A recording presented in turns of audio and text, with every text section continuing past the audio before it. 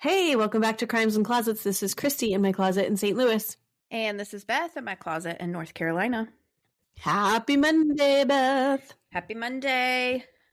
How's it going in the loo? It's going. It's going. I mean, we're ready for Christmas. That's for sure. Yeah. You have on your pretty red sweater, looking all Christmassy. I know. I'm going to a Christmas party tonight, like night of recording, and I'm like, I always feel like I have to get dressed. Like, here I am. I'm ready. I'm ready to go later in 17 hours. Oh, yeah, no. I wear the most comfortable clothing until the last possible minute. I don't know why I did that. Like, I'm just like, whatever. Anyway, it doesn't matter. Well, it's smart to just get dressed one time, but that is not how I roll. Mm-hmm. Yeah. I'm like sweatpants until 10 minutes before I have to leave. And then I'm like, oh, put on the real pants. Well, I definitely don't have on my pants that I'm going to wear. I have leggings on. Okay. There just put the sweater on. So we're the same. Got it. Anyway. I wanted to know if you have heard the news about my Taylor. She was named Person of the Year. Time Magazine's Person of the Year. Yeah, you're right. You were right. I get it. Yeah, I said to her, I'm going to tell you something on the recording that you're not going to care about. It is interesting to me that they went with such an obvious choice, because I think that had they gone with not her, they would have got buzzed about, because people would have been like, I can't believe you didn't pick Taylor. Because like Barbie was on there. Anyway, it was a wacky list. I normally like to see, she's not even a person. I normally like to see like a philanthropic person or like someone political or like a Nobel Prize winner or something like that. I think those are always interesting to read about. Mm-hmm. But 2023 has been the year of Taylor. No one can deny this, whether you hate her or you don't.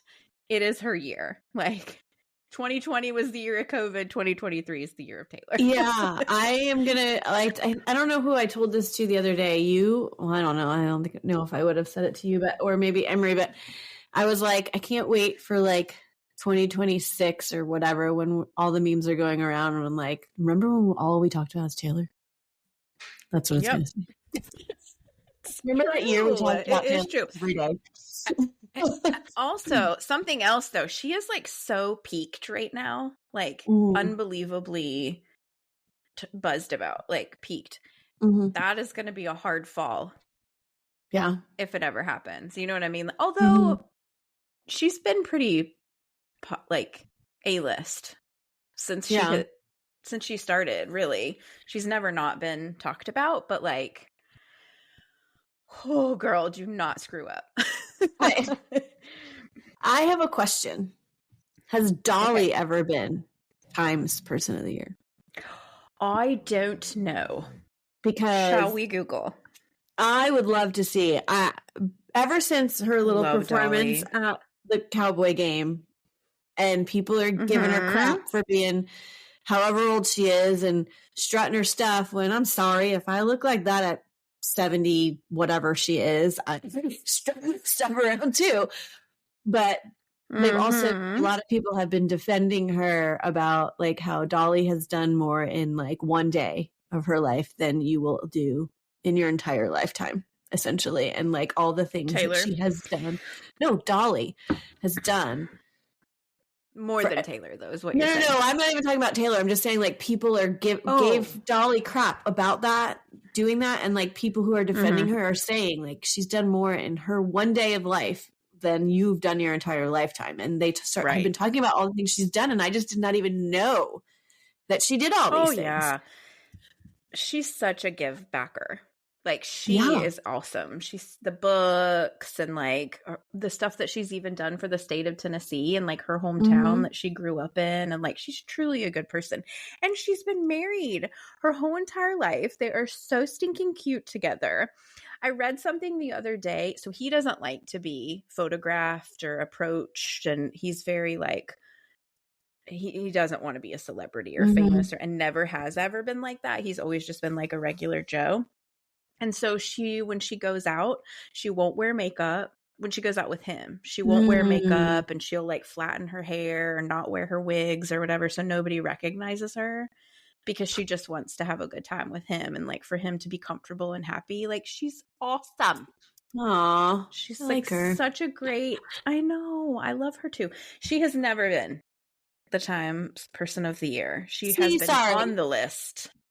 I'd have rather seen Dolly.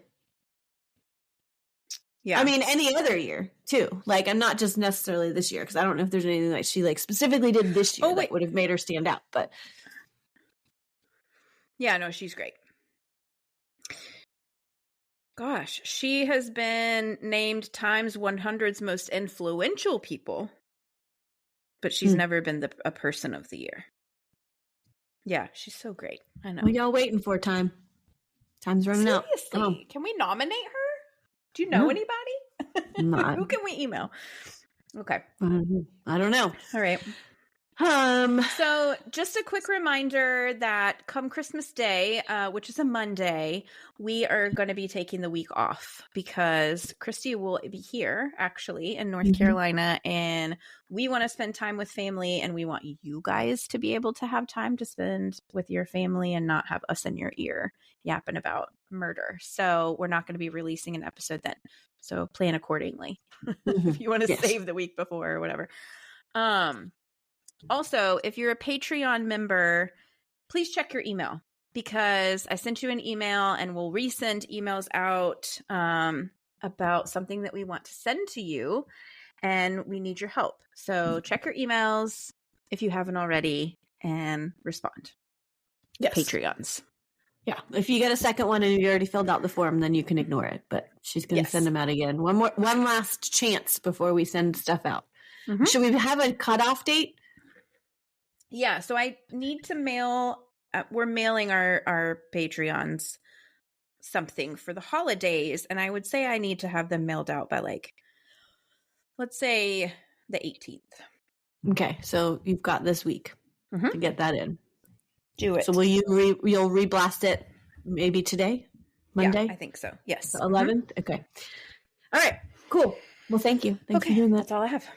All right, I think that's all I have, except I do have a doozy of a case, and it's, I think, pretty big right now. There's been a lot of stuff on it. So, okay. You ready? Well, let's hear it. Yeah. Okay, here we go.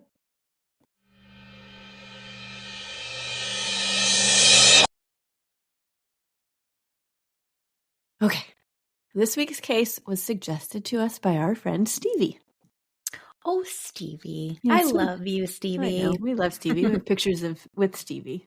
We do. On our little girls trip. She's actually a listener we got to personally meet. Yes, which is fun. Come meet us in Nashville. Oh, wait. Yeah. May 31st. Yes, May 31st. I'm like, wait a minute. Is this going to happen? I'm thinking, how far in advance are we right now with recording? No, not that far. Okay, anyways, this is a real doozy of a case, and it's infuriating. And if you end up going to like deep dive even further after this, it will infuriate you as well. So, okay. It's not completely resolved. There's still some litigations going on, and some of the players in this story like to threaten to sue people who speak about it because they want to silence them. And so at first I was a little bit, I think I just told you this, I was nervous about kind of even talking about it, but I'm not so much anymore. The story is out there. There are a few podcasts about it. There's even one that has like 33 episodes. I mean, this girl, I believe it's called Corruption, What Happened to Grant Solomon. 33 episodes on this case? I'm pretty sure. I don't know this for sure, but what I think I know is that this lady found this case and decided she was not going to stop until there was justice for it. And so she started this podcast. And I think it might be the only one that she's ever done, but I don't know. Okay, I can see it. It's the first one that comes up. Yeah, it's big. She's got a lot of stuff out there. I mean, there's just so many different facets of this that you can go into. And so I believe that there would be a lot of episodes on it. So I didn't listen to it. I listened to one with that she interviewed Mom early in November. And so I wanted to hear Mom's update on things. And I listened to one where she had the 911 call like enhanced just to see if I could, but I didn't listen to all of her stuff because I don't personally like to do that because I don't want to make like I've stolen information from another 100%. podcaster. I am the same way. I will listen after sometimes. Yes. But not 33 episodes though. Sorry. I've got to listen to Brittany's memoir. Yeah. I will probably listen to hers, but only because I've gotten this far into it. So I might as well. So anyway, okay. Again, it's a never ending deep dive. So I will give you as much as I feel that you need to know the story, but there is so much more out there that I'm not telling you. I did feel it was important enough though to at least give you a synopsis of what is going on. Okay. I also will say that there are some parts of this story that have not been fully proven.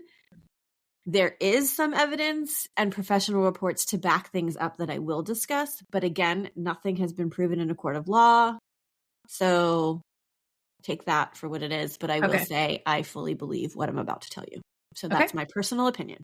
And I'm going to put a disclaimer in this episode because I want people to know it's a personal opinion. Okay. Okay. All right. 90% of what I'm about to tell you is straight from a report written from the Guardian ad litem assigned to this case in 2018.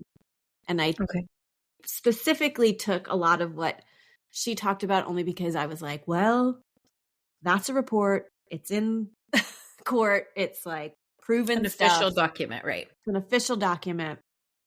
I will like kind of veer off a little bit, but most of it, what I'm saying is coming from straight from that. So we're heading to Gallatin, Tennessee for this case. Oh, okay. Never heard of that. I have heard of it, but you know what? I'm not going to lie. I didn't even look at where it was. Look at you. Breaking your own rules. Normally I do. Anyway, Angie Huffines, I think that's how you say her name, met Aaron Solomon at a debate tournament in high school. They were in different schools, so they went to the same debate thing. Once he met her, he started to pursue her, and Angie was just not having it. So she felt like he was kind of stalker-like and made her uncomfortable, and so she just kept like ignoring him, wouldn't answer phone calls, resisting him, blah, blah, blah.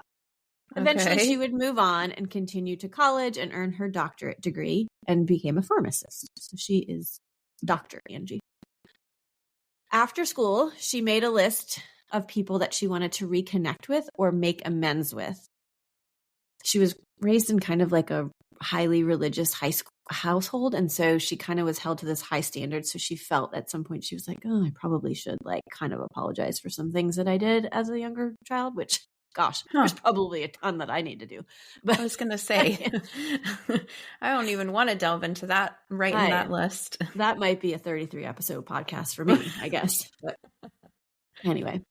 Okay. Well, Aaron Solomon makes this list for her on the make amends list. She felt that she wasn't a very nice person to him back in the day when she felt like he was stalking her. And she said that it was not an excuse to treat him that way. Although knowing what she knows now, she probably would not go back to apologize to him ever. But anyway. So she reached out to Aaron in 2001 to congratulate him on his career and apologize about how rude she was to him years ago. He had been a local news anchor since 1996 and had a very successful career. So in Tennessee, he was a local news anchor for about 14 years, I believe. Wow, that's neat. 14, 15 years, something like that. Yeah, it was neat. Once again, once Angie reached out, Aaron was like, I'm going to pursue her. And again, she's like, I'm not having it. That's not why I reached out. I reached out to apologize to you. I'm not doing this, blah, blah, blah. So, but at one point she agrees, fine, I'll have coffee with you. It's at that point that he asked her if she would like to come to a professional football game with him. I think it was a Jaguars game. Okay. And it was a team she was interested in seeing and thought it would be a really fun experience to see it from the sidelines. And so she's like, fine, I'm going to go with you as your friend. I insist on you getting a hotel room with 2 beds. I would probably insist on getting 2 hotel rooms. But, you know, whatever, but at least get 2 beds. But once they're there and they get one of the last rooms, it does not have 2 beds. It only has 1. And so, see, you got to leave. I know it's hard in the moment, but I know, but you're that far away. So if you're like in Tennessee and then you're in Florida for a game. I mean, just walk down to the front desk and be like, I need to rent a room. Well, that's true. Yeah, that's true. I mean, maybe nowadays somebody might be like, I'm not believing you that this is one of the last rooms. I'm going to go down and check. Be right back. BRB. Right. So anyways, they end up sharing this bed, and Angie basically tells him, like, don't expect anything. Don't touch me throughout the night. Like, this is not happening, kind of thing. And Angie claims that Aaron gave her a drink. Like, I don't know what it was. It was like a soda or something like that before she went to bed. And then when she goes to sleep and wakes up, she finds that Aaron is on top of her and inside of her. Oh my, yikes. So he's raping her. Yes. This is what she alleges. Yes. I believe her. I'm telling you right now, I believe her. She finds out weeks later that she's pregnant. She intends to have this baby and raise the baby as her own. Doesn't care if Aaron's involved whatsoever. But after talking with her parents and Aaron, she is encouraged by her parents to marry Aaron. Oh, because she said it was a religious home? Very religious. I will also say, again, there are allegations that she was not raised in a very nice household, even though they may have been religious. Well, it doesn't sound very nice to ask your daughter to marry the person who sexually assaulted her. No, not at all. Horrific. And I want to say, I've read so many things. I want to say she actually did tell them that that's what happened. And they were just like, well, you're pregnant. So, well, maybe they didn't believe her. I don't know. Yeah. I don't know. Sad. It's really very sad. Trauma on trauma. So after, a short 6 to 8 week relationship, Angie and Aaron Solomon were married in 2001 in Las Vegas. By June 2002, they welcomed their first child, Grant. Gracie would follow in October of 2006. By 2014, the two were divorced and a battle would ensue and many allegations would come out. On May 9th, 2013, Angie, so this is before the divorce, Angie was admitted to TriStar Centennial Psychiatric Hospital. Earlier that evening, Aaron had called 911 because Angie had tried to hang herself with the shower head, which it's been said, like, why would you try and hang yourself with something that's not really like anchored to a wall? Right. It just would come out, right? While in the hospital, Angie told the staff there that were evaluating her that, in fact, Aaron had tried to kill her with the cord of her blow dryer. He tried to strangle her. The conflicting stories confused the staff, so they decided, we're going to keep you overnight to keep you safe. Either way. And we're going to figure out what we're dealing with here. The next day, after being evaluated all day long, she was released that evening after, again, being evaluated extensively. And the report at discharge stated that Angie was afraid of her husband and that they believed she had been enduring years of abuse and control by Aaron. Wow. So this is in the report, the discharge report. And part of her discharge orders was to go file an order of protection against Aaron. And so literally she was brought from the hospital to the night court to get this order of protection. Wow. The report also stated that her own parents were irrational by all accounts and not good witnesses for her. Bless her heart. Yes. So she goes to this night court where a judge approves this order, but not for her and the children. They took the children off of the order for some reason. So she gets an order of protection against him, but not the kids. Okay. This was served to him on May 12th. Aaron files for divorce on May 13th. Aaron filed for divorce. Okay. On May 14th, Aaron got a restraining order against Angie to keep her away from him and the children. He cited the hospital visit as a reason because she was unstable. It's kind of an old trick, though. Yes. The court, however, agreed with this and granted it, even though they had medical reports stating she was not exhibiting signs of depression or any mental illness, and the hospital never even issued her any medication when she was admitted that night because they never saw any need for it. So this is how stable she is. She's admitted to a psychiatric hospital because her husband tried to murder her, and still seems very stable and not even needing any medication to calm down. Right. The psychiatric unit is like, we can't keep you here because you don't need mental health treatment. Yeah. You need protection. And we're going to force you to get yourself to save yourself because we have to let you leave or make you leave. That's just crazy. Yeah. And so a judge sees this and is still like, okay, yeah, but we need a court order against Angie to protect the kids. Okay. So that's instance number one where things went wrong. In July 2013, a continuance of the protection order was granted against Angie, and the judge stated that the court simply does not believe Miss Solomon and believes that she attempted suicide. So he does not only does he not believe her, but he does not believe the medical professionals that have made this report that she was completely fine. Okay. So Angie got zero contact with her children. Oh my gosh, and I know she was so terrified. Yes. No visits until she would get a full psychiatric evaluation done at the court's request. Well, Angie, being the fantastic mother that I believe she is, tries to get a guardian ad litem assigned to the children, but the court denied this request. But within a week, Angie has the appointment scheduled to go to see that psychiatric, to get the evaluation that the court has requested. Okay. But the report isn't released until October. This report, so this is the court requested psychiatric report. This report states she is a very capable and caring mother. There are no issues with her ability to be a good parent, and she is very mentally stable, and there is no risk of her harming her children. Okay. Another report, another doctor. In November of 2013, there was a hearing to go over this report. Aaron's attorney questioned the doctor's ability to determine truthfulness and the psychological state of Angie, and the judge decides to ignore that doctor's findings again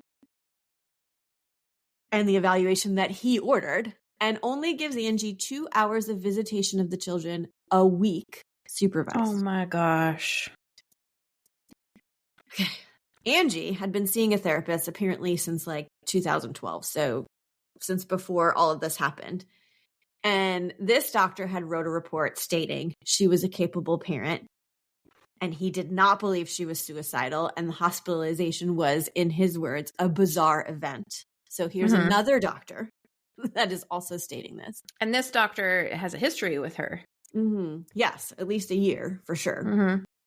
This doctor also had been in email communication with Aaron for certain things. I'm assuming I don't really know, but at some point maybe you want to have contact with the spouse of the person you're seeing. I don't know. Also, Angie could have been divulging things that, abuse that maybe he wanted to kind of investigate about. Anyways, regardless, he had been email communication with Aaron, and his opinion is that all of the messages he had with him were manipulative on Aaron's part. Oh, like Aaron was lying or trying to make him see Angie in a certain way? Possibly. I don't really know. It doesn't go into detail. It just says that his opinion is that he's very manipulative. So Aaron had also been trying to stop Angie from making appointments to see him. So he was trying to not get her to go. Okay. She started to see another counselor at the same time as recommended by the courts. So the courts were like, yeah, stop. We're not taking what your counselor you've been seeing for a year is saying. We want you to go see another one because we're not trusting. We need a 75th opinion. What the hell? So she goes again, because she's a fantastic mom. She's like, I'll do whatever I need to do. I'll go to another doctor. So she goes and sees this other therapist. And this therapist agrees with all of the findings of all of the other medical professionals that have been in Angie's life. She diagnoses Angie with PTSD caused by an abusive marriage that she's been in since 2001.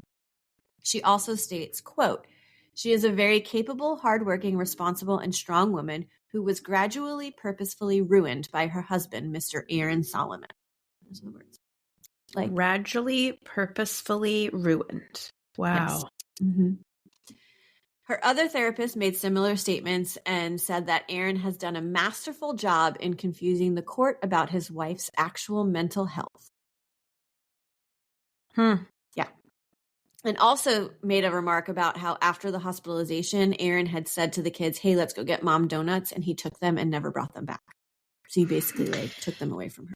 So other than Aaron's words, Mm-hmm. Is there any other documentation that she has any kind of a mental issue or okay, so it's literally she had been seeing a therapist and he said that she had exhibited signs of depression, but he had given her medication and she responded to that. But anybody would be depressed if they're living the life that she's living with her husband, I would imagine. So that's it. Nobody ever thought she was suicidal. Nothing. Right. Nothing. Okay. So after all of this, the judge still awards custody to Aaron, but he nicely ups Angie's visitation to 6 hours once per week with 1 hour of supervised visitation. So she gets 6 hours, but if somebody has to come in for an hour of that and at least make sure everything's okay. It's so bizarre. All of this is so bizarre. Okay. So from 2014 to 2018, Angie tries to fight Aaron and the custody placement. Multiple different things. I can't even go into all of the different filings that were made and whatever, but I'll touch on a few. In 2014, she filed a petition to declare the children neglected and wanted to take temporary emergency custody. She claimed sexual abuse of Gracie. That's her youngest daughter. And also had doctor reports that Grant was suffering from malnutrition and was not being fed enough food daily. This request was denied, so they remained with Dad. Angie filed numerous other civil actions over the years, and they were always denied. The court even ruled in January of 2019 that she could no longer file any more actions for the next 6 years. I'm sorry? Yeah. Did you know that could happen? No. They officially ruled that she could not file anything for 6 years. So they were like, you're doing too much? Yeah, you're done. What? You're done filing. So that's you can't protect your kids regardless of what happens for 6 years. Holy moly. So in 2018, the children are so scared to be with Aaron that they refuse to go with him. Wow. They're just like, nope, I'm done. I'm not going. I'm staying with mom, whatever. So Aaron ends up meeting up in the parking lot with Gracie and Angie and he says to them, hey, you need to abide by the court order or we're going to go to jail. We'll all go to jail, basically. Which Gracie probably wouldn't go to jail. She's a minor. But right. Gracie is like, yeah, I prefer jail over going with you because at least they care about kids. That's what she said. So anyway, Poor Aaron. Kids. Oh my gosh. Yeah. Oh, it gets worse. Oh no. Aaron went to their school to pick up Gracie one day, and she ran into the headmasters because now, mind you, there is still a court order saying that he's got custody, but they're just refusing to go. So she runs into the headmaster's office upset, I don't want to go with him. Don't make me go with him. I don't want to be with him, blah, blah, blah. Angie's already in the pickup line and gets called out. And the Gracie's causing such a fuss and apparently has also told the school counselor about abuse that has occurred with her. But they force her to go with her father, the school. I know that there's an order. So there's probably some sort of backup for that. Well, we have a court order saying that he has custody, but still okay. But if she told the school counselor about abuse, they're mandatory reporters. What's happening? Nothing. This school also sends cease and desist letters to people who talk about it. Oh. And from what I've heard, they're terrible. They're a terrible school. They're terrible administration. They did nothing. They told her to get over it and move on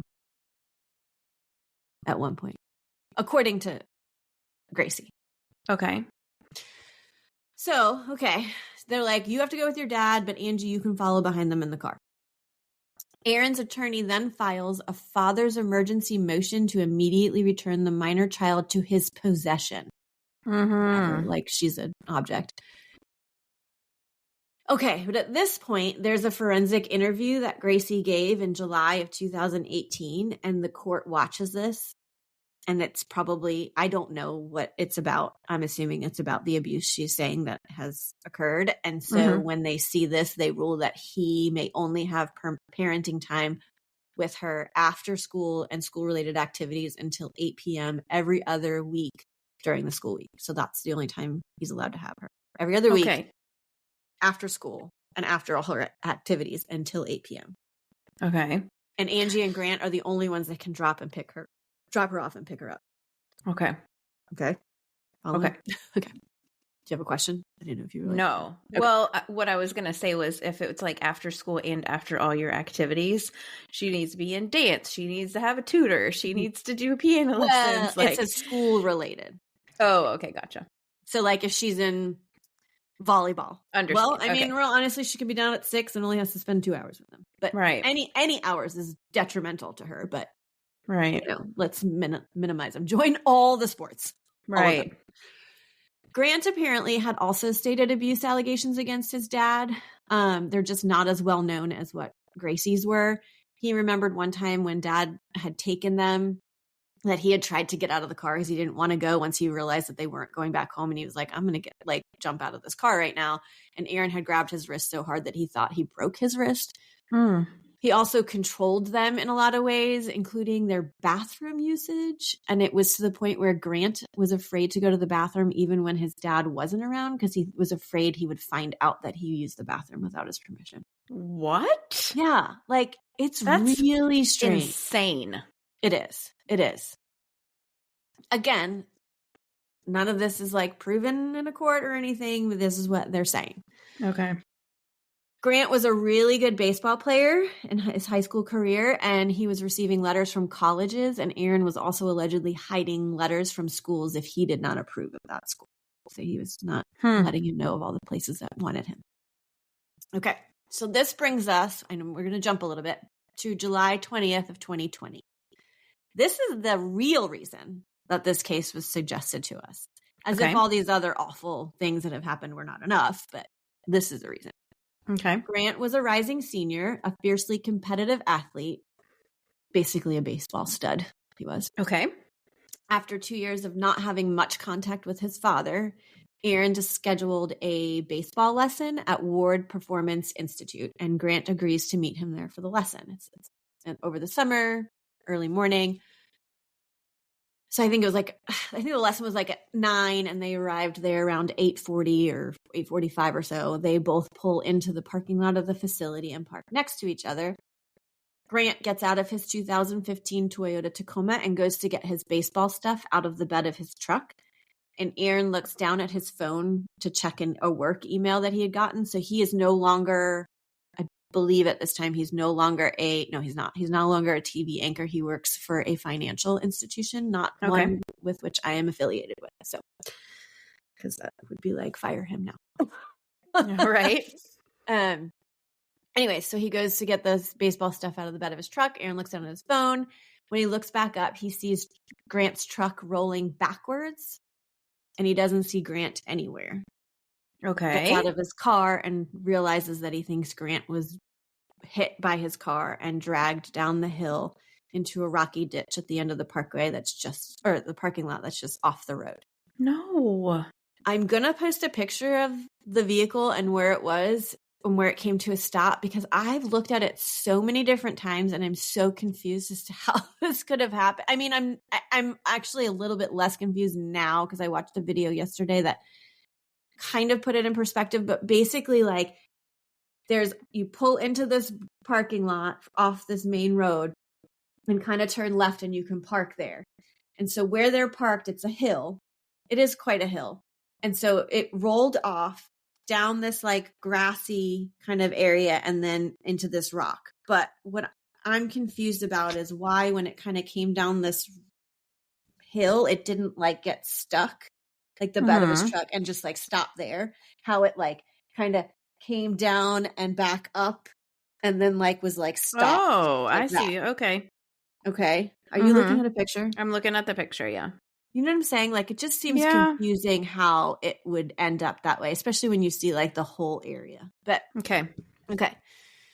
Anyways, at 8:44, Aaron calls 911 and tells them that his son's car had rolled backward over him and dragged him down into a ditch, and that he is now pinned under the car and is bleeding. I've listened to this call several times. He mentions how he must have forgotten to put it in park and it started rolling. He also mentions that there's these 3 guys there helping him and they can't move the truck or get him out. He's bleeding from his mouth. He might aspirate. He uses the word aspirate, which is brought up, saying it's strange that somebody would just like in their everyday language use that. But well, anyway. Even in a crisis, it's a weird thing to say. Yeah. He's told to go down and like talk to Grant just in case they said he's unconscious, and they're like, you should go down there because if he regains consciousness, you need to tell him to keep calm, blah, blah, blah. But it is stated that he literally never goes down that hill. He says he never goes down the hill to talk to him, right? I'd have been like running down there and like on the ground, lifting like the talking truck to him and trying to lift the truck and whatever. But at the very least, like laying there next to him, like Grant, you know. Okay. So when emergency personnel get to the scene, they find that Grant is not actually pinned under the car. Yes, they had to like, you know, lift it to like kind of get him out safely, but he wasn't pinned by it. Oh. He was lying face up. His head was between the front two tires, and then his body was kind of at an angle. Not kind of, I mean, I think you could see his feet, but they wasn't like coming out the side, but he was like kind of behind those front tires. So here's my question. If you are behind a car, and I've seen this raised on other websites, and you're getting something, or fine if he wasn't even getting anything, or he just went back to stop it or something when he realized it was rolling. He's behind the car.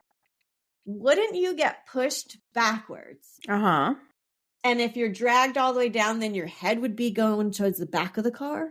Yes. Not underneath the front tires of the car? Right. That makes sense to me, yeah. Doesn't that make no sense as to how he was positioned if he was dragged from getting hit and rolled over and dragged? Right. Okay. Just making sure. Okay. So the three guys that were mentioned in the 911 call are never seen. And they're the truck that the dad said that he was in, nobody ever saw it driving away or anything. They're not there. No one's ever come forward saying, hey, we were one of those guys. There is somebody else talking in the 911 call, like that, like, I don't know, tells dad that he's bleeding from the mouth or whatever. You hear like a voice every now and then, but I don't know. We don't know who it is, and nobody's ever come forward saying it's them. Interesting. There's no surveillance cameras on the property either. So they get him out and transport him to the hospital where he's pronounced dead just 1 month after his 18th birthday. Oh, man. Aaron at the hospital declines an autopsy, declines donating his organs, all before Angie could even get to the hospital. Okay, but it's a suspicious death. It doesn't matter what dad declines, in my opinion. It's not a suspicious death. It's ruled an accident. That he forgot to put it in park and it rolled over him. That's what they end up saying it is. It's just an accident. Gotcha. So he declines all that. Declines a forensic evaluation of the truck to determine if it's faulty or if he did in fact forget to put it in park. Because when they found it, it was in park. Like, okay. So then when they noticed that, dad's like, well, it must be faulty then. Something must have like, whatever. Because they also said that there's some sort of like safety mechanism that if you're not in park, the car won't turn off. And I think the car was even off and in park. So he had put it in park and it was turned off. So there's no reason why it would have rolled backwards. But anyway. Okay. But he declines any forensic evaluation, says it must be faulty. Aaron then picks up the car 48 hours later and drives it around the next few months, even though he thinks that it's faulty. But he's driving it around like nothing's wrong with it for the next few months. And then he declares it totaled and it's sent to a junkyard for auction. Okay, but first, days after, before he does all that, Angie does go with him and secretly records Aaron telling them what happened. And so they're in like a driveway. It's like almost an hour-long video. I watched it last night. And she's just recording the whole conversation. He's explaining in detail, like how Aaron was laying, where he was, blah, blah, blah. She gets underneath the car and is looking underneath, like looking for blood. There was a little bit of blood underneath there. Then they go to the parking lot and they start talking about it there. The dad even goes to the point where he's laying in the spot where Grant is laying. And is like, he's laying like this. Ew. And she's the whole time like, Aaron, you don't have to do this. You don't have to do this. Like, and then he gets up. He's like, man, that was harder than I thought it was. But I'm sorry.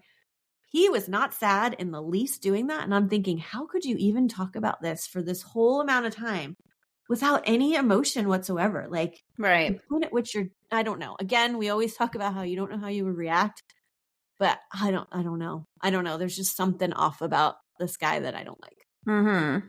Okay. So she secretly records him, but then he also, he says the last thing he saw was Grant getting out of the car, closing his driver's side door, and that's all he saw. Okay. All right. And then people are like, some people mention, well, how would he have even had time to get behind the car before it started rolling? If you looked down for a second and then next thing you know, the car is rolling down the hill. Like, how did he even have time to get around? Like, how did it start to roll and then he had time to get around to the back? Anyway, it's just very suspicious. Okay.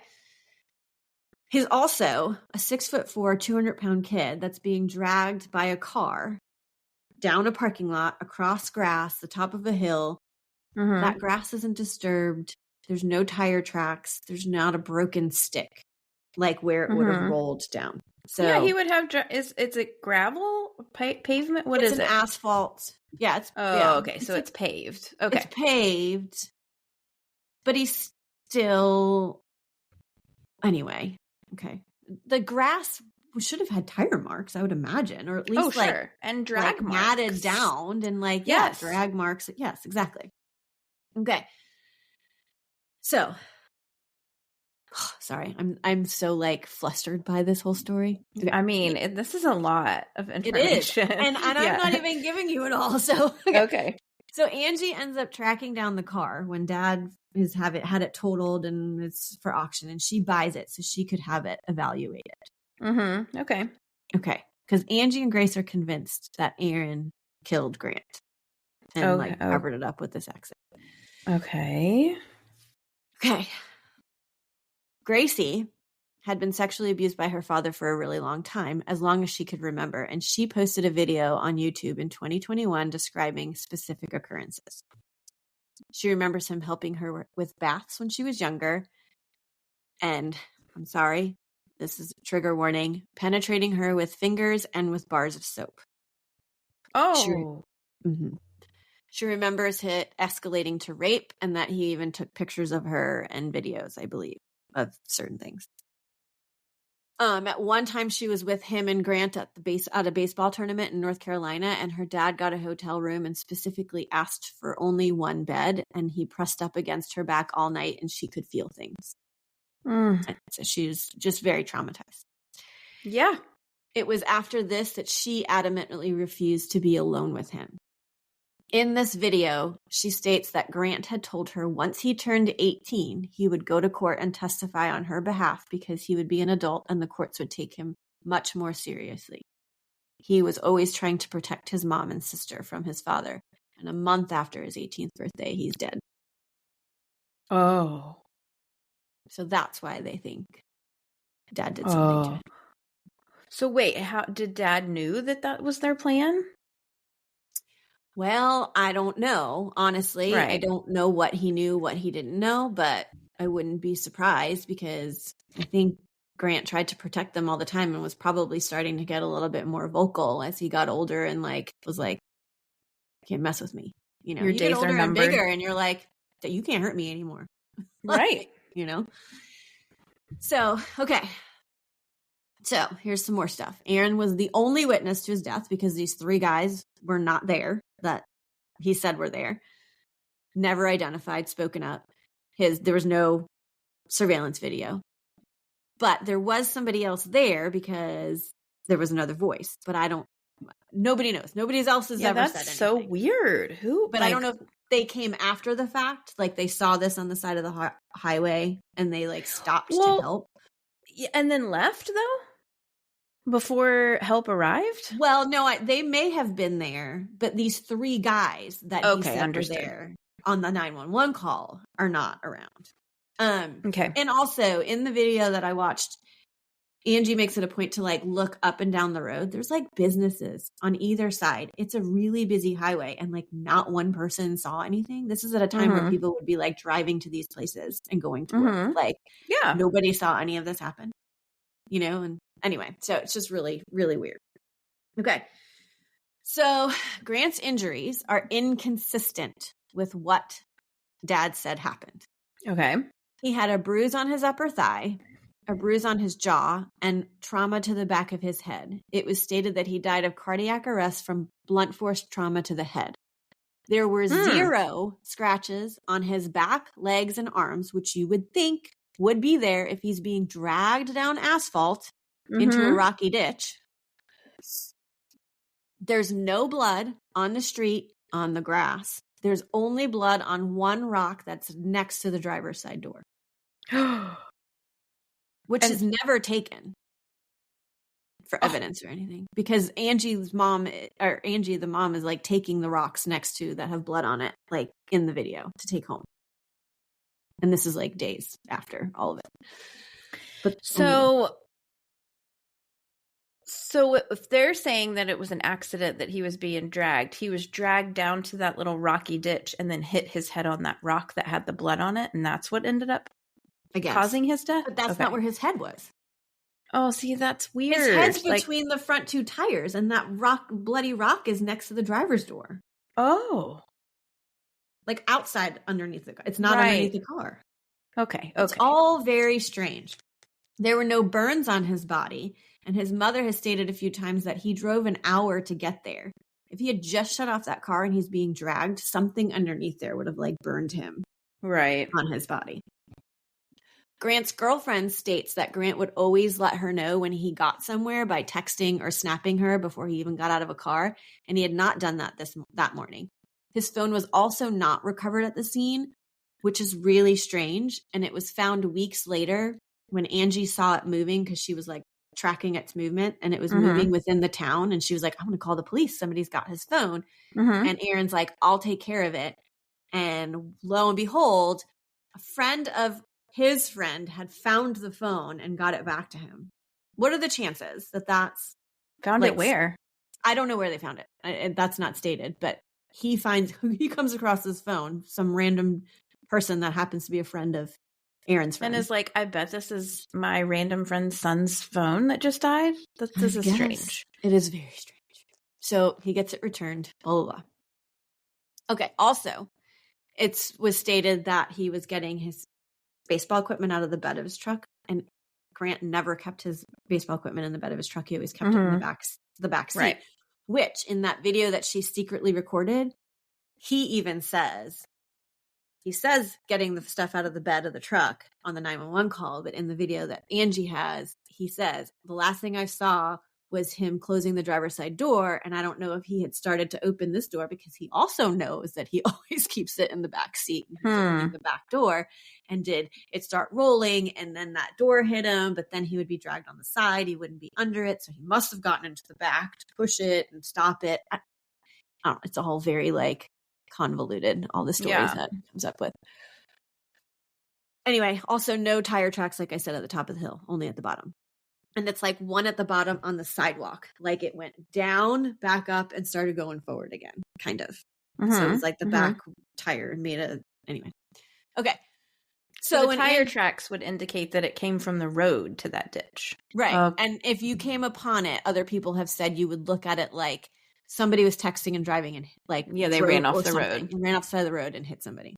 That's what it looks like.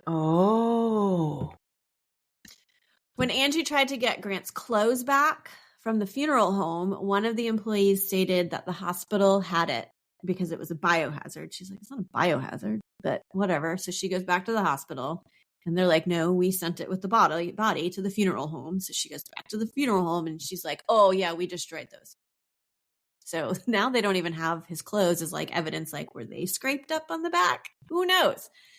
And all of this is because it was completely seen as an accident to begin with. And so nothing was preserved. Nothing was okay.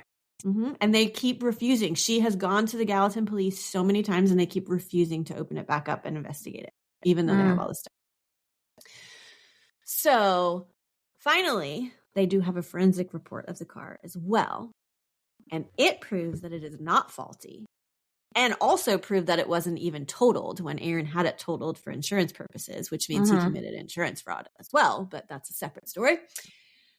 I'm not fully aware. I don't know if you know how they do this, but somehow it's like a black box in the car. Mm-hmm. I know about that magic black box. Tells You do? all the movements. Okay. Of the whole car's life.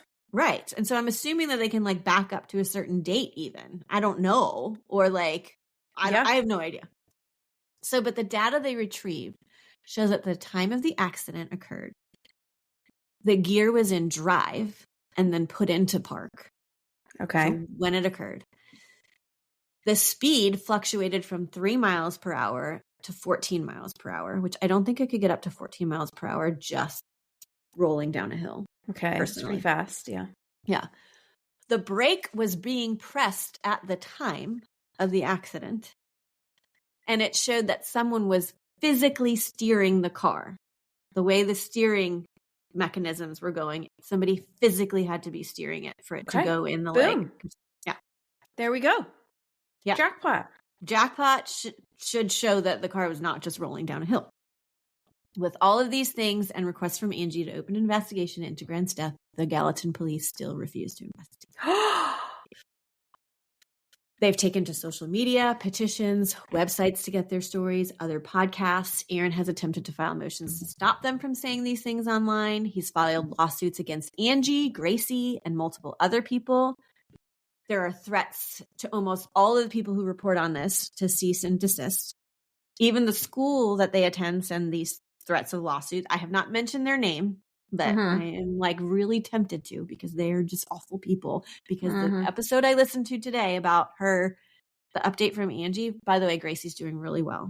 She's like track star, like going to like basically like graduate with honors probably anyway, because I think she's a junior now. His baseball coach at the funeral took a baseball from the funeral. Like it was a baseball that he had pitched in a game that had taken them further than the school had ever gone, like in playoffs or whatever level it was. And he had taken that baseball, and she had was doing the laundry and was like, "Hey, I found this baseball." And he's like, "Oh my gosh, yeah, we still have it. Take care of that baseball, Mom." The baseball coach took it without from permission? The funeral. Yes. And she couldn't find it anywhere. And she felt terrible. She said in this interview that she's like, I didn't take care of the ball. I'm not taking care of the ball. Where was the ball? Was it like in the cat? It was probably displayed or something. Oh, okay. Stuff at the funeral, like pictures and whatever. Okay. And so she randomly writes the coach and is like, "Do you have the baseball?" And he's like, "Yeah, I took it." And he wouldn't give it back.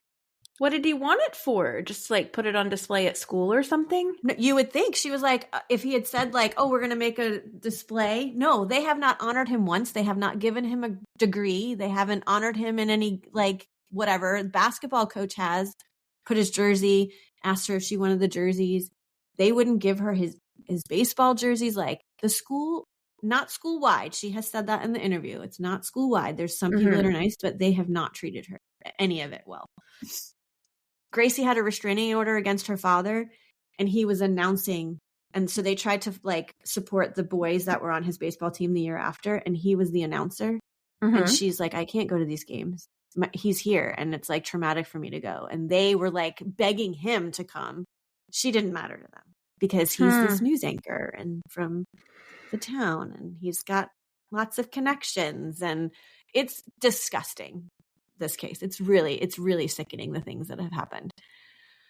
So anyways, I did say that she got a restraining order against Aaron at his death, and a DCS case was opened.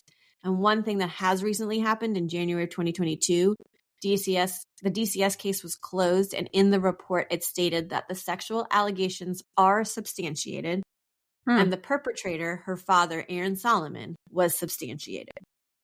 It has yet to be seen if he will face charges and if they will reopen the investigation into Grant's death, but they are actively fighting for this. So there you have. Oh, and Nancy Grace has taken this on, which I know you love. I do love. She's investigating it. She doesn't take it easy on people at all. Well, so I'm not a huge Nancy Grace fan, I will admit. But I am looking forward to listening to what she has to say because I just want to hear it. But it's going to be on her podcast, and they just posted on their social media like yesterday or the day before, like, get prepared, get ready. It's going to come out soon. So maybe it'll probably be out, I would assume, by the time this drops. So I can also maybe link it in the that podcast into those show notes or whatever. But can you believe this? This is like. Does he speak publicly at all, Dad, Aaron? I don't think so. I haven't seen a whole lot from him. No, but Angie has so many, like, she has saved text messages, emails that she emailed her church saying she was in fear, the school, and the things that have just been ignored and not done. Like, she has so much documentation. That's why I'm not afraid to, like, say any of this now. Because I'm like, this woman has got it. Like, something. Did he kill him? I don't know. It is extremely suspicious. Something other than what he said happened. That's all I know. How, though? So, yeah, I mean, it just needs to be investigated. How would he have, like, why would his son have been out of his own truck and he drives the truck and hit him? Well, I don't know, which is why I'm saying, like, I don't know if it's as simple as that, or did he hit him over the head with that rock and then stage it and then just okay, like position, put the rock where it should be? Like, I don't know. I don't know how it could have happened, but I don't believe that what he said happened at all. Because it just doesn't make any sense. Interesting. I mean, it's all sorry. Their whole life is tragic. Yeah. Because of him. Oh, yeah. Yeah. Like I said, there's so much more out there that, like, I didn't even mention that happened because of this man who just seems to be able to get away with whatever because he has friends in high places and has a successful, like, in the spotlight career, or had a successful in the spotlight career. And, like, well, he's in the spotlight now, but not for the... Yeah. Wow. Okay. Well, thanks for taking that on. Oh, I'm going to keeping it on. I have more. Well, that's what I was just getting ready to say. I would like to watch something that will show me visually what you're saying. Okay. Well, it's really long, but you can watch that video that she secretly took, like the whole first half of it where they're in like a driveway or something talking about it. Yeah, it's interesting, but the best part is to, like, when they go, like, it's like halfway through where they go to the actual place that it happened and start talking about it there and looking at things and questioning things. And it's kind of hard to watch because she's just, like, holding a camera because he doesn't know. So she's not like necessarily, like, holding it very still the whole time or, like, on him or, like, upside down. But it's an interesting watch. So okay. Yeah. Well, we'll be following this. It sounds like it's still somewhat ongoing, and at least they're going to push it to not fall between the cracks or whatever. So yeah. Okay. Well, stay tuned for that, and we'll follow up with that. Thank you guys for sticking with us. Go Google a picture of the truck. I did. That was helpful. I'm saying that after the fact, like, it's already happened. It's not going to help him now. Well, and it'll be, I'll have it on social media at least. Okay. So. All right, good. Yeah. Thank you so much. That was really interesting. Tragic, awful, interesting. Thank you, Stevie, for the suggestion. What a doozy. Thank you guys for listening. Thank you for all your support and for joining us every Monday. It's Christmas season when this comes out. So hope you guys are enjoying that and that you're not too cold. I'm going to go find Grant's mom and stuff on social media and see what she has to say these days. And I suggest you guys do the same. And while you're at it, come find us too. We have a Patreon. If you like what you hear over here, we do some other stuff over there a couple times a month, which is interesting. And you can give yourself a great Christmas gift for just $3 and come check us out. And we appreciate you. We'll see you next Monday for another case. And always remember, the world is scary. People suck. Hide in your closet.